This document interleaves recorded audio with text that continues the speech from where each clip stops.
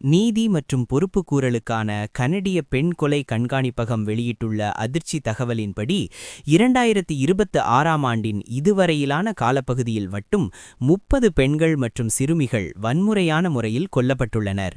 கடந்த 2025ஆம் ஆண்டில் மொத்தம் 147 பெண்கள் உயிரிழந்த நிலையில் கோவிட் கால கட்டுப்பாடுகளுக்கு பிறகு இத்தகைய வன்முறைகள் தொடர்ந்து அதிகரித்து வருவதாக ஆய்வுகள் தெரிவிக்கின்றன. இந்த கொலைகளில் பெரும்பாலானவை ஆண்களால், குறிப்பாக நெருங்கிய உறவினர்கள் அல்லது முன்னாள் துணைகளால் செய்யப்படுகின்றன. பெண்களுக்கு எதிரான இத்தகைய வெறுப்புணர்வை குறிக்க பெண் கொலை என்ற சொல்லை கனடிய குற்றவியல் சட்டத்தில் சேர்க்க மசோதா C-16 அறிமுகப்படுத்தப்பட்டுள்ளது. இதன் மூலம் இக்கொலைகளை முதல் நிலை கொலையாக கருதி கடும் தண்டனை வழங்க வழிவகை செய்யப்படுகிறது. தமிழர்.ca கனேடிய தமிழர்களுக்கான இணையதளம்.